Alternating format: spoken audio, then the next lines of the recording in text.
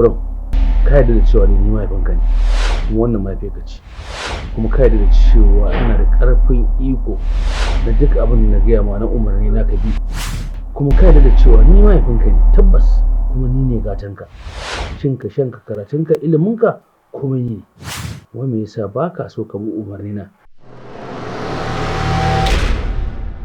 ashe ni abin da nake so ku gane yanzu rayuwa fa ta riga ta canza ya kamata kafin ku yi abin nan a nemi shawara ta aji ina da wani magana ko kuma abin nan amma da can a ce an dade ana shirya wannan abu to amma wani yaron ba shi da kunya ai ko a da can baya ma auren dole mace ake yi wa ba namiji ba amma me dalilin da yasa abba ya ce zai min auren dole a wannan zamanin zuciya da rayuwa.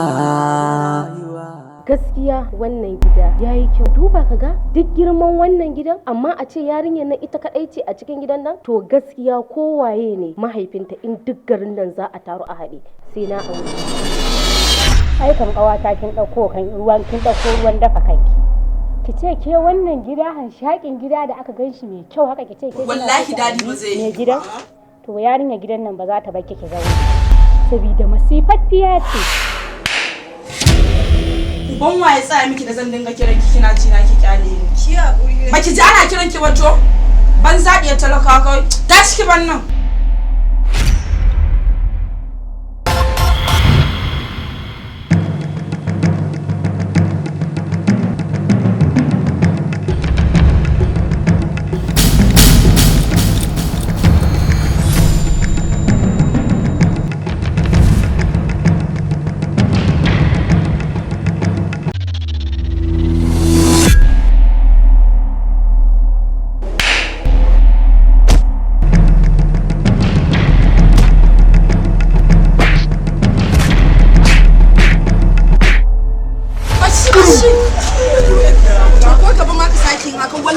Na sa an kashe ka.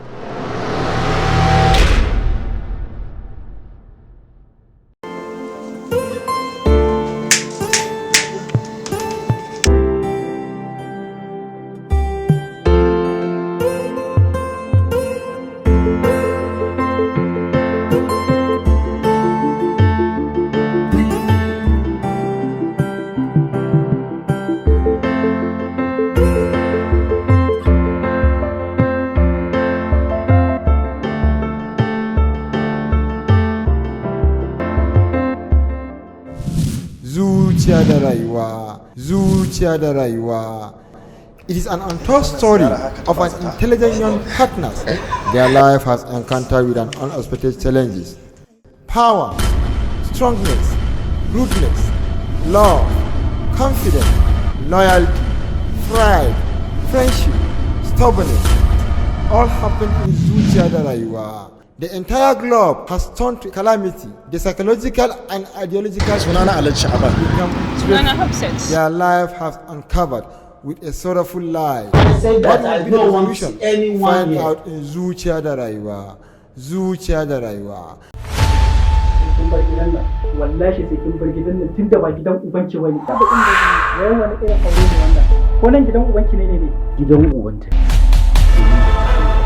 da amincewa ta da yadda ta aka ɗauko ta aka kawo ta cikin wannan gida don haka ina so ka sani baka isa ka kore ta domin yanda kake dan gidan kake tunanin ni na haife ka haka ita ma yar gidan ce kuma ƙarƙashin kulawa ta take a matsayin na mahaifinka baka da wani hurumin da zaka ce tafi daga wannan gidan kuma a matsayin ta matarka. ZUCIYA-DA-RAYUWA. Executive producer Abdulganiyu Amis mai waka.